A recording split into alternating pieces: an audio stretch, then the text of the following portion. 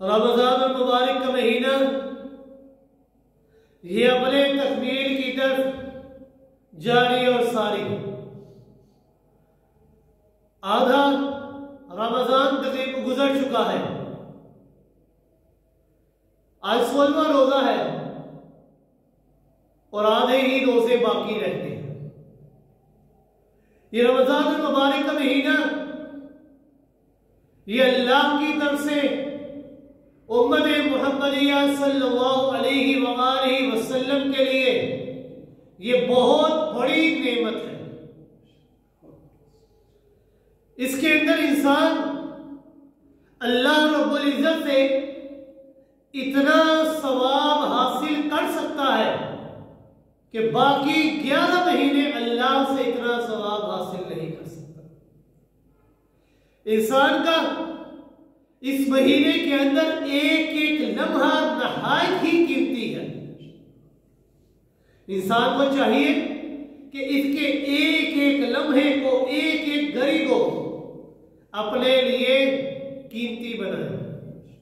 یہ بہت قیمتی لمحات ہیں، یہ اتنے قیمتی لمحات ہیں کہ اللہ رب العزت اپنے صرف اسی بابرکت مہینے کے اندر انسان کوئی بھی نیکی کا کام کر لے، کوئی بھی نیکی کا عمل کر لے، اللہ رب العزت 10 سے لے کر 700 گنا تک اس کو ثواب عطا فرمائے۔ اور یہ ثواب انسان کی نیت کے اوپر ہے۔ جتنی انسان کی نیت خالص ہوتی ہے اللہ اتنا ہی ثواب کی مقدار کو بڑھا دیتے ہیں۔ اللہ رب العزت انسان اس مہینے کے اندر اگر نفل نماز ادا کرتا ہے تو اللہ رب العزت انسان کو فرضوں کا ثواب عطا فرماتے ہیں۔ انسان اگر فرض نماز ادا کرتا ہے تو اللہ 70 فرضوں کا ثواب انسان کو عطا فرماتے ہیں۔ اس بابرکت مہینے کو 3 حصوں میں تقسیم کیا گیا ہے۔ پہلا حصہ رحمتوں والا جو اللہ کی مدد اور نصرت کے ساتھ اپنے پایہ تکمیل کو پہنچ چکا ہے۔ دوسرا حصہ ہے استغفار والا جو اپنے تکمیل کی طرف جاری ہے، اور تیسرا حصہ ہے جہنم سے خلاصی والا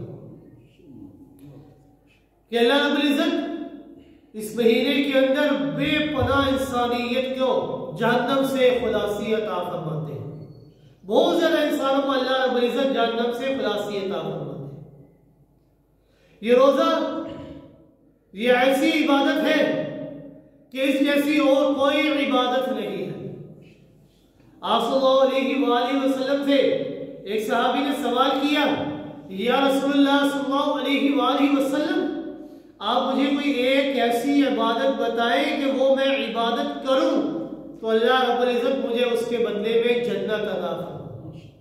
تو آپ صلی اللہ علیہ وآلہ وسلم نے فرمایا روزے کو لازمی پکڑو، اس جیسی کوئی عبادت نہیں ہے۔ اور یہ بات یاد رکھیے گا، آج کل اکثریت انسان نے محض یہ سمجھ لیا ہے کہ روزہ صرف کھانے سے رکنے کا نام ہے، روزہ صرف پینے سے رکنے کا نام ہے، روزہ صرف خواہشات نفسانیہ سے رکنے کا نام ہے۔ یہ روزہ نہیں ہے کہ انسان کھانے سے رک گیا، پینے سے رک گیا، خواہشات نفسانیہ سے رک گیا، یہ روزہ نہیں ہے۔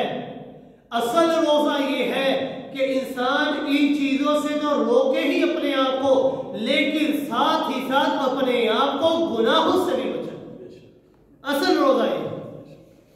آج کا انسان وہ اپنے آپ کو کھانے سے روکتا ہے، پینے سے روکتا ہے، خواہشات نفسانیہ سے روکتا ہے، لیکن بد نظری سے نہیں روکتا۔ اپنے آپ کو کانوں کی حفاظت اس کی نہیں کرتا، زبان کی حفاظت نہیں کرتا، جھوٹ بولتا ہے، غیبت کرتا ہے، چغل خوری کرتا ہے، دل کی حفاظت نہیں کرتا، اس کے اندر حسد رکھتا ہے، بغض رکھتا ہے، عداوت رکھتا ہے، کینہ رکھتا ہے، اپنے تمام اعضاء کی حفاظت نہیں کرتا، رزق حلال کی پرواہ نہیں کرتا، اپنے آپ کو گناہوں سے نہیں بچاتا، تو رب کائنات نے فرمایا ایسے روزے کی مجھے کوئی ضرورت نہیں ہے کہ انسان انسان صرف اپنے آپ کو کھانے سے روکے، اپنے آپ کو پینے سے روکے، اپنے آپ کو خواہشات نفسانیہ کی تکمیل سے روکے، جو انسان صرف ان 3 چیزوں سے اپنے آپ کو روکتا ہے، باقی چیزوں کی حفاظت نہیں کرتا، ایسے بندے کے روزے کی میں اللہ کو کوئی ضرورت نہیں۔ اور رمضان کے آداب میں سے شرط یہ ہے کہ انسان کا روزہ اس وقت قبول ہوگا کہ جب انسان اپنے آپ کو گناہوں سے روکے، انسان اپنی نظروں کی حفاظت کرے گا، انسان اپنے کانوں کی حفاظت کرے گا کہ کوئی بات ایسی نہ سنے کہ جو سننے کے لائق نہ ہو، کہ غیبت کو نہ سنے، جھوٹ کو نہ سنے، چغلخوری کو نہ سنے، اپنی زبان کی حفاظت کرے کہ جھوٹ نہ بولے، حسد نہ کرے، غیبت نہ کرے، چغلخوری نہ کرے، دل کی حفاظت کرے کہ دل کے اندر حسد نہ ہو، کینہ نہ ہو، بغض نہ ہو، عداوت نہ ہو، اپنے اعضاء کی حفاظت کرے، رزق حلال کی پرواہ کرے۔ روزہ یہ ہے کہ انسان اپنے آپ کو گناہوں سے روکے، اور یہ روزہ یہ ایسی عبادت ہے کہ سرکار دو عالم صلی اللہ علیہ وآلہ وسلم نے ارشاد فرمایا، بڑی جامع حدیث، الفاظ مختصر ہے لیکن اس کا معنی بہت بڑا ہے۔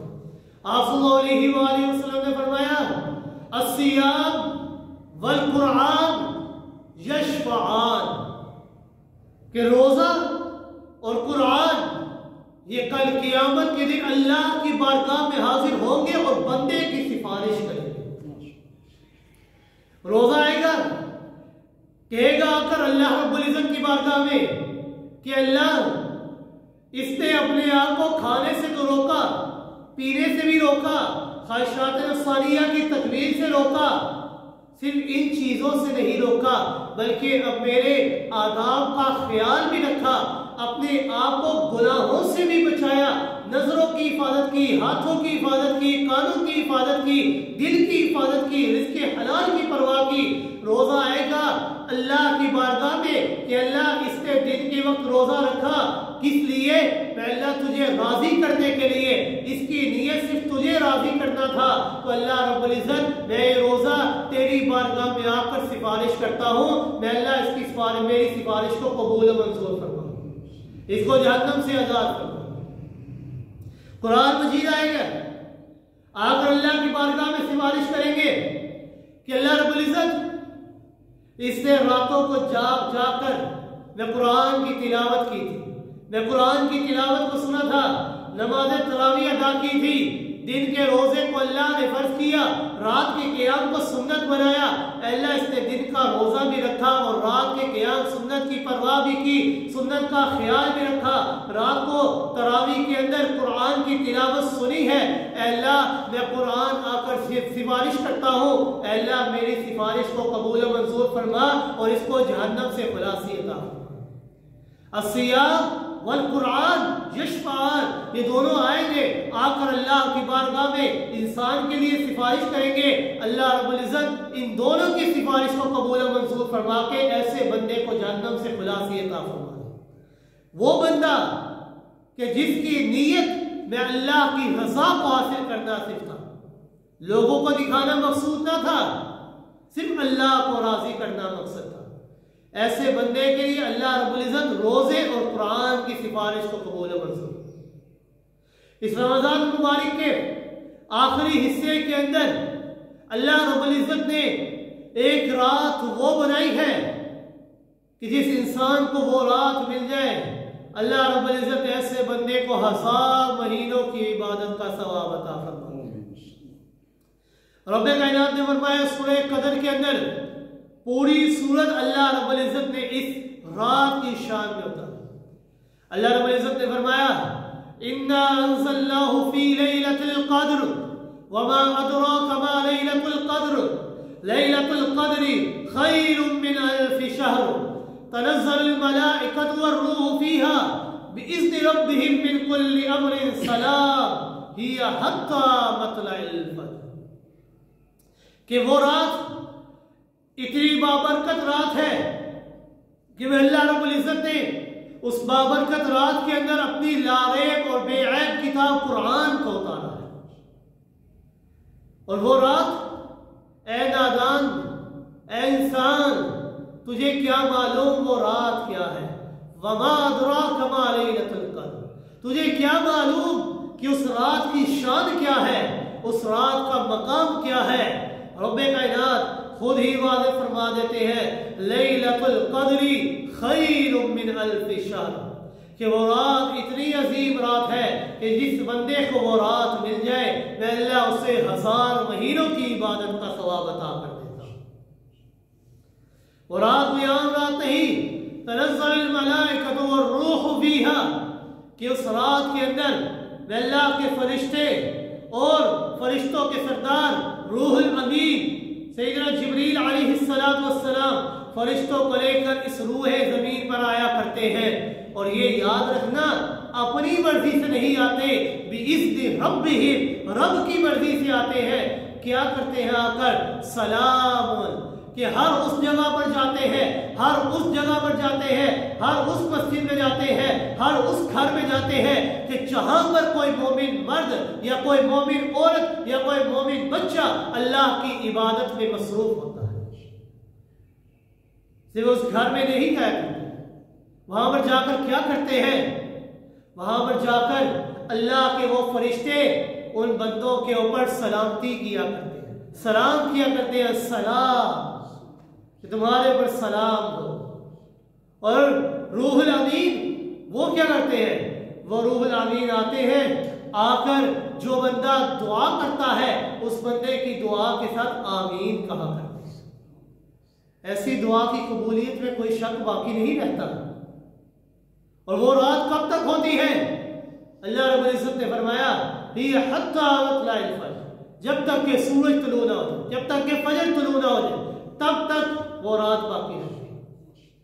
اور یہ رات اتنی عظیم رات ہے کہ جس بندے کو مل جائے اللہ 1000 مہینوں کی عبادت کا ثواب عطا کرتا ہے۔ اس رات کو اللہ رب العزت نے یہ مقام کیوں عطا فرمایا؟ اس رات کو لیلۃ القدر کیوں کہا جاتا ہے؟ اس کا نام ہی قدر رکھا گیا ہے کہ قدر والی رات ہے، کہ وہ بندہ کہ جس کی اللہ کی نگاہ میں کوئی عزت نہ تھی، لوگوں کی نگاہ میں کوئی عزت کوئی وقت نہ تھی، گناہگار تھا، ساری زندگی گناہ کے اندر گزار دی، گناہ کی دامن میں گزار دی، گناہ کی گردن میں گزار دی۔ اب وہ بندہ جس کو یہ رات مل جائے اس نے اللہ رب العزت سے ایسی سچی توبہ کر لی ہے، تو اللہ رب العزت فرماتے ہیں کہ جو انسان لوگوں کی نظر میں بے قدرہ تھا، کوئی وقت نہ تھی، اس نے ایسی اس رات کے اندر توبہ کی تو میں اللہ رب العزت اس انسان کو لوگوں کی نظر میں بھی قدر والا بنا دوں۔ اس کا نام قدر ہے کہ بڑی قدر والی رات ہے، بڑا مقام انسان کو عطا ہوتا ہے۔ سورہ قدر کا شان نزول کچھ اس طرح ہے کہ آپ صلی اللہ علیہ وآلہ وسلم کے پاس صحابہ اکرام آئے، آپ صلی اللہ علیہ وآلہ وسلم نے بنی اسرائیل کے ایک مجاہد کا واقعہ بیان فرمایا کہ وہ مجاہد اس نے 1000 سال تک اللہ کی راہ میں جہاد کیا۔ بعض روایات میں آتا ہے کہ وہ دن کے وقت سرحد کی حفاظت کیا کرتا تھا اور رات کے وقت اللہ کی عبادت میں مصروف رہتا۔ 1000 سال تک اس نے اپنے وجود کے اوپر سے یہ سرحد کے لیے جو حفاظت کے ہتھیار تھے وہ ہتھیار نہیں اتارا، تو اس کا مقام بہت بلند ہے۔ صحابہ اکرام بڑے پریشان، آپ صلی اللہ علیہ وآلہ وسلم فرماتے ہیں کہ اللہ کے رسول صلی اللہ علیہ وآلہ وسلم پہلی امتوں کو تو اللہ رب العزت نے بڑی بڑی عمریں عطا کی تھی، کسی کی عمر 200 سال، کسی کی عمر 300 سال، کسی کی 500 سال، کسی کی 1000 سال۔ اے اللہ ان کی عمریں تو بہت زیادہ تھی تو ان کا ثواب بھی بہت زیادہ ہوگا، ہماری امت کی عمریں تو بہت کم ہے، کسی کی 50 سال، کسی کی 60 سال، کسی کی 80 سال، بہت ہو تو 100 سال تک پہنچتا ہے انسان، ہماری عمریں تو بہت کم ہے، ہم ان کا مقابلہ کیسے کریں گے؟ اور رب کائنات نے فرمایا کہ اے میرے محبوب صحابہ اکرام سے فرما دے پریشان ہونے کی ضرورت نہیں، میں اللہ نے اگر ان کو عمریں عطا کی ہے تو ان کو عمریں تو عطا کی لیکن ان کا ثواب کم رکھا ہے۔ میں اللہ نے آپ کی امت کو عمر اگر کم عطا کی ہے لیکن ثواب کے درجے کو بڑھا دیا۔ میں اللہ انہیں ایک رات عطا کرتا ہوں، وہ اس رات میں ہی عبادت کر لے، میں اللہ انہیں 1000 مہینوں کی عبادت کا ثواب عطا کرتا ہوں۔ یہ بڑی عظیم رات ہے اور ایسی عظیم رات ہے کہ آپ صلی اللہ علیہ وآلہ وسلم رمضان المبارک کے آخری عشرے کے اندر اعتکاف کیا کرتے تھے، مسجد میں آ کر بیٹھ جایا کرتے تھے۔ اعتکاف کا معنی ہے جم جانا، بیٹھ جانا، ایک جگہ ٹیک لگا کر بیٹھ جانا اور اللہ سے کہنا کہ اللہ اب میں ساری دنیا کو چھوڑ کر، ساری دنیا سے قطع تعلقی کر کے تیرے در پہ آ گیا ہوں، اب میں یہاں سے اس وقت تک نہیں جاؤں گا جب تک کہ تم مجھ سے راضی ہو۔ اور اعتکاف کی 3 قسمیں ہیں، اعتکاف کے سنتی، اعتکاف سنت، اعتکاف نفلی اور اعتکاف واجب۔ اعتکاف سنت یہ ہے کہ رمضان کے آخری عشرے کے اندر انسان اعتکاف کرے۔ یہ صلی اللہ علیہ وآلہ وسلم کا طریقہ ہے اور صلی اللہ علیہ وآلہ وسلم کی سنت ہے کہ انسان اس آخری عشرے کے اندر آ کر مسجد میں بیٹھ جاتا ہے اور عبادت میں مصروف ہو جاتا ہے۔ اعتکاف نفلی یہ ہے کہ اگر کوئی انسان اعتکاف نہیں کر سکتا تو وہ مسجد کے اندر نماز پڑھنے کے لیے بھی آئے، جس چیز کے لیے بھی آئے، مسجد کے اندر جتنی دیر کے لیے بھی آئے، آ کر اعتکاف نفلی کی نیت کر لے، اے اللہ میں جتنی دیر تک مسجد میں ہوں تو اللہ رب العزت ایسے بندے کو اعتکاف کا ہی ثواب عطا کرے۔ کہ جتنی دیر کے لیے انسان مسجد میں آئے، آ کر اعتکاف کی نیت کر لے، اللہ رب العزت ایسے بندے کو اعتکاف کا ثواب عطا کرے۔ اور اعتکاف واجبی یہ ہے کہ اگر کسی انسان نے کوئی نظر مانی ہے یا کوئی وعدہ کیا اللہ سے کہ اگر میرا یہ کام ہو گیا تو میں اعتکاف کروں گا، تو یہ اعتکاف واجبی ہے اور یہ انسان کے اوپر لازم ہے اس کا ادا۔ یہ 3 قسمیں اعتکاف کی، اور صلی اللہ علیہ وآلہ وسلم نے فرمایا کہ جو انسان اعتکاف کرتا ہے اللہ رب العزت ایسے بندے کے اور جہنم کے درمیان 3 ایسی خندقیں کھود دیتے ہیں کہ جن کی لمبائی اور چوڑائی آسمان و زمین سے بھی زیادہ ہوگی۔ اور صلی اللہ علیہ وآلہ وسلم بھی اعتکاف کیا کرتے تھے رمضان کے آخری عشرے کے، اور صلی اللہ علیہ وآلہ وسلم کا دستور حیات یہ ہوا کرتا تھا کہ صلی اللہ علیہ وآلہ وسلم جب رمضان کا آغاز ہوتا تو صلی اللہ علیہ وآلہ وسلم پہلے سے اپنے آپ کو کمر بستہ کر لیا کرتے، صحابہ کو خطبہ دیا کرتے کہ تمہارے اوپر بڑا عظیم مہینہ آنے والا ہے، ایسا عظیم مہینہ کہ جس کی رحمتوں کا کوئی مقابلہ نہیں کر سکتا۔ اور جب رمضان کا آخری عشرہ آنے والا ہوتا تو آپ صلی اللہ علیہ وآلہ وسلم صرف خود ہی کمر بستہ نہیں ہوا کرتے تھے بلکہ اپنے گھر والوں کو بھی تیار کیا کرتے تھے، ان کو بھی کہا کرتے تھے کہ اٹھو ان راتوں کے اندر اور اللہ کی عبادت کے اندر مصروف ہو جائے۔ اس راتوں کے اندر اپنے گھر والوں کو بھی اٹھایا کرتے تھے کہ یہ رات بڑی عظیم رات ہے۔ آپ صلی اللہ علیہ وآلہ وسلم نے فرمایا کہ اس رات کو رمضان کے آخری عشرے کی طاق راتوں کے اندر تلاش ہو۔ اور آپ صلی اللہ علیہ وآلہ وسلم نے فرمایا من قام لیلۃ القدر ایمانا واحتسابا غفر له ما تقدم من ذنبه، کہ وہ بندہ کہ جس نے لیلۃ القدر کی رات کے اندر قیام کیا، اللہ کی عبادت کے اندر وہ رات گزار دی، اس کو وہ لیلۃ القدر کی رات مل گئی، اس نے وہ رات ایمان اور احتساب کی حالت میں گزار دی، تو اللہ رب العزت ایسے بندے کے تمام گناہوں کو معاف کر دیا کرتے ہیں۔ غفر له ما تقدم من ذنبه، جتنے گناہ ہوتے ہیں اللہ رب العزت تمام گناہوں کو معاف کر دیا۔ آپ صلی اللہ علیہ وآلہ وسلم کو یہ رات معلوم ہو چکی تھی۔ آپ صلی اللہ علیہ وآلہ وسلم وہ رات بتانے کے لیے باہر تشریف لا ہی رہے تھے کہ 2 آدمیوں کو دیکھا کہ وہ جھگڑا کر رہے تھے، اس جھگڑے کی نحوست کی وجہ سے اس رات کی تعین کو اٹھا لیا۔ پھر آپ صلی اللہ علیہ وآلہ وسلم نے فرمایا کہ اس رات کو آخری عشرے کی طاق راتوں میں تلاش ہو۔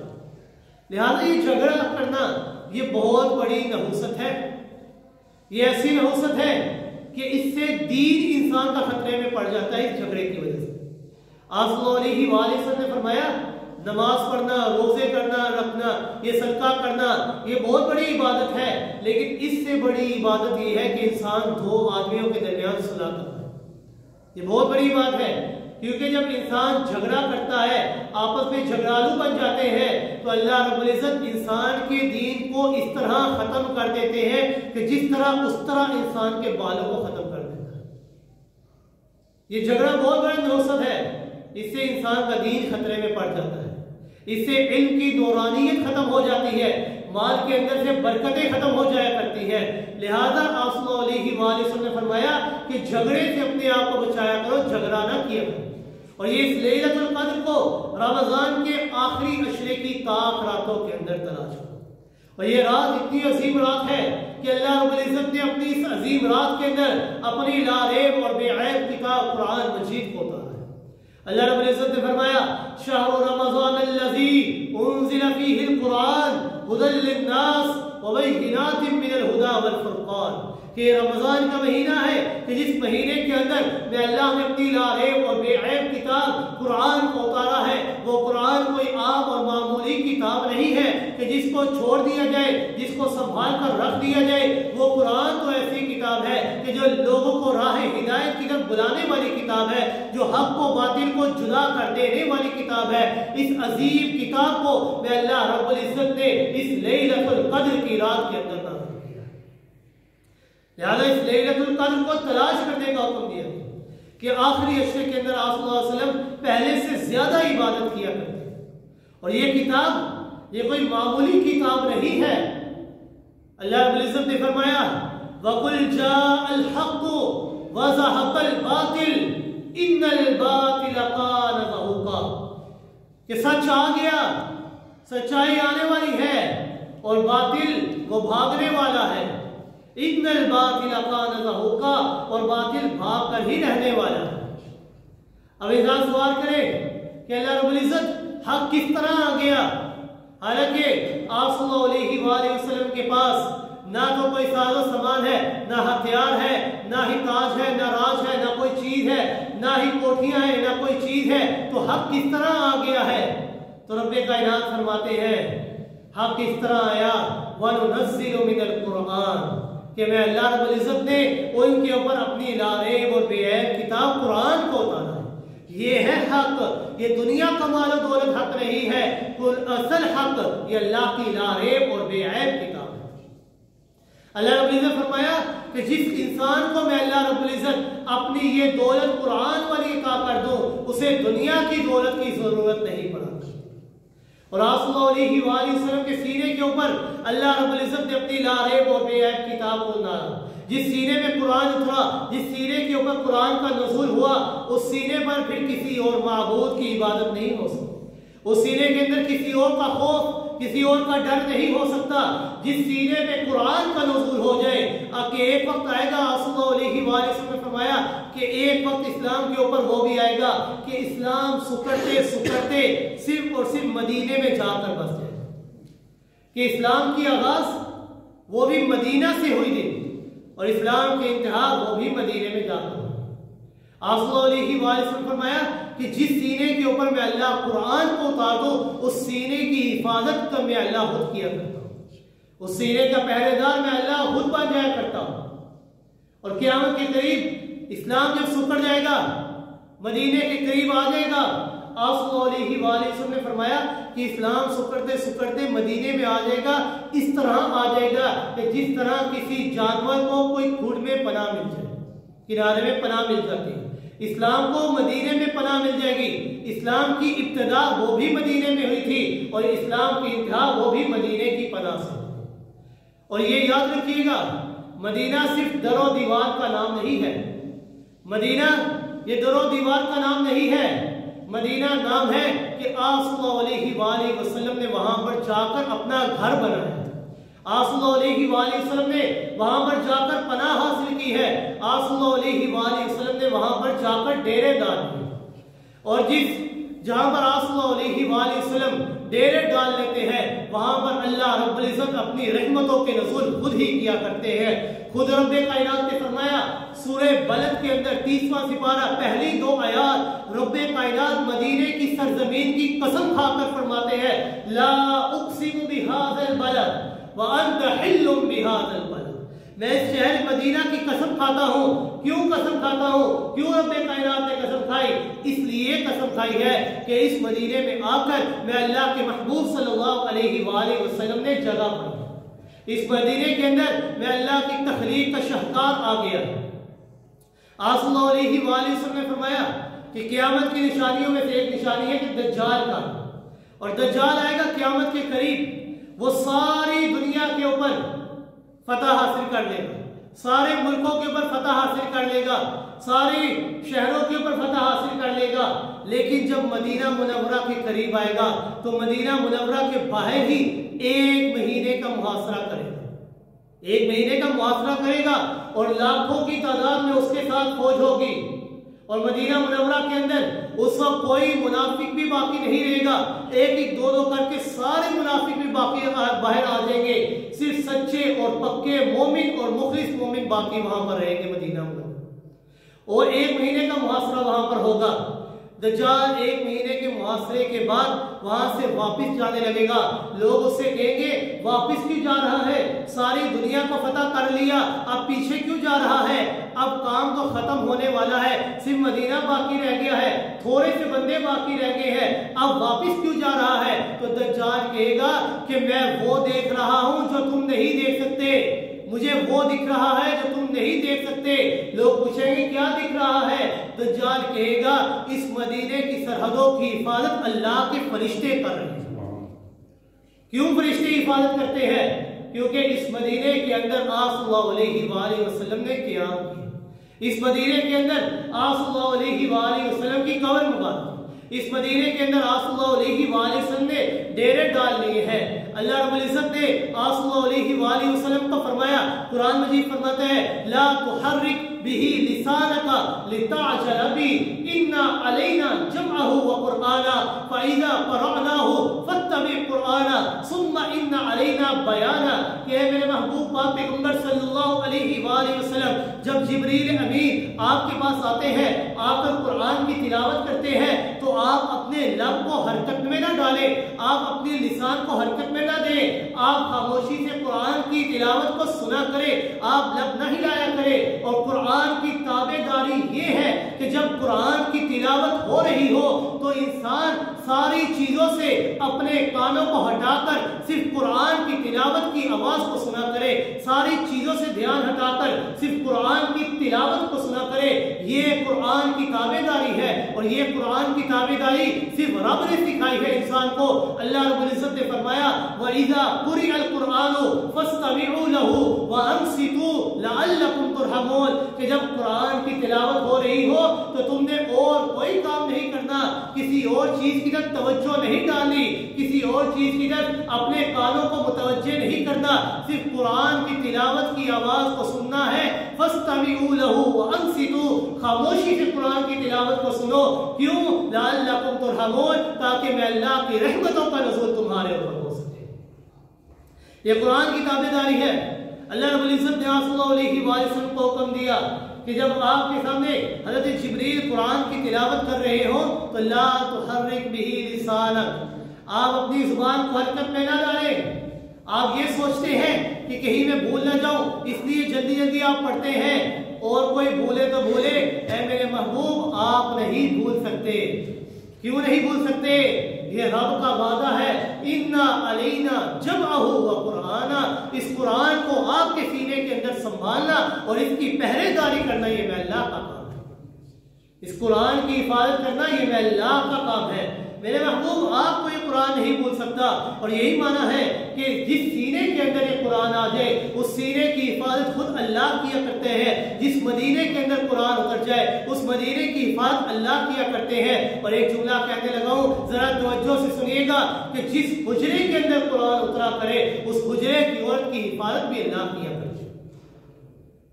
اور حجرہ آپ صلی اللہ علیہ وآلہ وسلم کا حجرہ، کہ اس کی کیا ہی شان ہے کہ دنیا کی ساری کوٹھیاں، سارے محلات آپ کے حجرے کے اوپر قربان ہیں، دنیا کی ساری دولت، دنیا کا سارا عیش و آرام آپ کی حجرے کے اوپر قربان ہے۔ اور حجرہ بھی اماں عائشہ کا حجرہ، کہ وہ حجرہ کہ جب آپ ان کے حجرے میں ہوا کرتے تھے، ان کے بستر پر ہوا کرتے تھے، رب کائنات قرآن کی آیات کا نزول کیا کرتے تھے، رب کائنات قرآن کو اتارا کرتے تھے۔ مشرکین نے حضرت عائشہ صدیقہ رضی اللہ تعالی عنہ پر تہمت لگائی، رب کائنات نے ان کی پاک دامنی کے اوپر قرآن کی آیات کی بارش کر دی ہے، کہ جس سینے کے اندر قرآن اتر جائے اس سینے کا محافظ اللہ بن جاتا ہے، جس مدینے میں قرآن اتر جائے اس مدینے کا محافظ اللہ بن جاتا ہے، جس سفینے میں قرآن اترے اس سفینے کا محافظ اللہ بن جاتا ہے، اور جس حجرے میں اللہ قرآن کو اتارے اس حجرے کے اندر جو بندہ ہے، جو عورت ہے، اس کی حفاظت کے لیے اللہ قرآن کی آیات کی بارش کر دیتا ہے۔ اللہ رب العزت نے سورہ نور کی 18 آیات آپ کی پاک دامنی کے اوپر اتاری۔ اللہ رب العزت نے فرمایا لولا اذ سمعتموہ قلتم ما یکون لنا ان نتکلم بہذا سبحانک ھذا بہتان عظیم، کہ اے ایمان والو جب تم نے ان کے اوپر تہمت کو سنا، ان کے اوپر بہتان کو سنا، تو تم نے فوراً انکار کیوں نہیں کر دیا؟ تو مومن کہتے ہیں کہ اللہ ہم کس طرح انکار کر سکتے ہیں کہ تیرے نبی نے اور تیرے قرآن نے ہمیں ہی یہ بات سکھائی ہے کہ عالم الغیب اکیلا اللہ ہے۔ اے اللہ جس وقت یہ تہمت لگائی گئی تھی، جس وقت یہ واقعہ ہوا تھا، اس وقت ہم وہاں پر موجود نہیں تھے، ہمیں نہیں معلوم کیا ہوا تھا، عالم الغیب اکیلا اللہ ہے۔ تو رب کائنات فرماتے ہیں کہ جب نبی نے اور قرآن نے تمہیں یہ بات بتا دی ہے کہ عالم الغیب اکیلا میں اللہ ہوں، تو آج میں اللہ یہ بیان کرتا ہوں سبحانک ھذا بہتان عظیم، کہ ان کے اوپر جنہوں نے الزام تراشی کی ہے وہ صرف بہتان بنتا، وہ جھوٹ ہے، وہ پاک دامن ہے۔ جس حجرے میں قرآن اترے اس حجرے کی عورت کی حفاظت کے لیے اللہ قرآن کی آیات کی بارش کرتے ہیں۔ وہی اماں عائشہ صدیقہ ہے کہ ان کے پاس آپ صلی اللہ علیہ وآلہ وسلم کے اخلاق کے متعلق صحابہ کرام آتے اور پوچھتے ہیں کہ اماں عائشہ صدیقہ آپ کے اخلاق کیا ہیں؟ تو اماں عائشہ صدیقہ فرماتی ہے کہ تم نے قرآن کو نہیں پڑھا، کہ قرآن کے اندر غور و فکر نہیں کیا؟ کان خلق القرآن، یہ سارے کا سارا قرآن ہی تو میرے نبی کا اخلاق ہے، اس قرآن کے اندر غور و فکر کرو۔ یہ قرآن کوئی عام کتاب نہیں ہے، یہ قرآن انسان کو راہ ہدایت کی طرف چلا دینے والی کتاب ہے، یہ حق کو جدا کر دینے والی کتاب ہے، باطل کو جدا کر دینے والی کتاب ہے، یہ انسان کے لیے رحمت بھی ہے، شفا بھی ہے، ہدا بھی ہے، نور بھی ہے، تنزیل بھی ہے، فرقان بھی ہے، یہ کوئی عام اور معمولی کتاب نہیں ہے۔ آپ صلی اللہ علیہ وآلہ وسلم نے فرمایا کہ قیامت کے قریب انسان کے اوپر بے پناہ فتنے آئیں گے، اِنَّهَا سَتَكُونَ فِتْنَةٌ، ان قریب بے پناہ فتنے انسان کے اوپر آئیں گے۔ صحابہ اکرام نے سوال کیا یا رسول اللہ صلی اللہ علیہ وآلہ وسلم مَا الْمَخْرَجُ مِنْهَا یا رسول اللہ، کہ ان فتنوں سے بچنے کا کوئی ذریعہ ہے ہمارے پاس کہ ہم وہ فتنوں سے کس طرح بچیں گے؟ تو آپ صلی اللہ علیہ وآلہ وسلم نے فرمایا کتاب اللہ، یہ قرآن، یہ اللہ کی کتاب، یہ تمہیں فتنوں سے بچانے والی ہے۔ کیوں؟ آپ صلی اللہ علیہ وآلہ وسلم نے، یہ بڑی جامع حدیث ہے، آپ صلی اللہ علیہ وآلہ وسلم نے فرمایا فیہ نبأ ما قبلکم وخبر ما بعدکم وحکم ما بینکم، یہ کوئی معمولی کتاب نہیں ہے، یہ ایسی عظیم کتاب ہے کہ تم سے پہلے لوگوں کے حالات بھی اس کتاب میں موجود ہے، تمہارے بعد میں آنے والے لوگوں کے حالات بھی اس کے اندر موجود ہے، اور تمہارے حالات بھی اس کتاب کے اندر موجود ہے۔ هو الفصل لیس بالحزر، یہ پختہ کتاب ہے، یہ کوئی غیر سنجیدہ کتاب نہیں ہے، یہ کوئی مذاق نہیں ہے۔ آپ صلی اللہ علیہ وآلہ وسلم نے فرمایا من ترکہ من جبار قسمہ اللہ، جس نے سرکشی کرتے ہوئے اس کتاب کو ترک کر دیا، ایسے بندے کو اللہ رب العزت تباہ و برباد کر دیں گے۔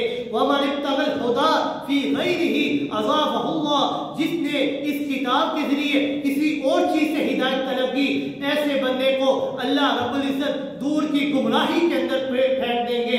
وَهُوَ حَبْلُ اللَّهِ الْمَتِينُ، یہ کتاب اللہ کی مضبوط رسی ہے۔ خود رب کائنات نے حکم دیا وَاعْتَصِمُوا بِحَبْلِ اللَّهِ جَمِيعًا وَلَا تَفَرَّقُوا، اللہ کی رسی کو مضبوطی سے تھامے رکھو۔ رسی سے مراد کیا ہے؟ رسی سے مراد یہ قرآن ہے۔ وَهُوَ حَبْلُ اللَّهِ الْمَتِينُ، یہ اللہ کی مضبوط رسی ہے۔ وَهُوَ صِرَاطٌ الْمُسْتَقِيمُ، یہی سیدھا رستہ ہے۔ وَهُوَ ذِكْرُ الْحَكِيمُ، یہ ذکر حکیم ہے۔ وَهُوَ الَّذِي لَا تَزِيغُ بِهِ الْأَهْوَاءُ، یہ ایسی کتاب ہے کہ خواہشات نفس کبھی بھی کج نہیں اختیار کر سکتی۔ وَلَا تَلْتَبِسُ بِهِ الْأَلْسِنَةُ، یہ ایسی کتاب ہے کہ انسان 10 دفعہ تو کیا، سینکڑوں مرتبہ تو کیا، لاکھوں مرتبہ اس کتاب کو پڑھے، اس کی زبان کبھی تھک نہیں سکتی۔ دنیاوی کتابیں پڑھے، ایک بار پڑھے گا، 2 بار پڑھے گا، 3 بار پڑھے گا، بالآخر تھک جائے گا، لیکن یہ کتاب ایسی کتاب ہے لا تلتبس بہ الألسنة، کہ انسان کی زبانیں کبھی تھک نہیں سکتی۔ ولا یشبع منہ العلماء، ایسی کتاب ہے کہ علماء اس سے کبھی سیر نہیں ہو سکتے۔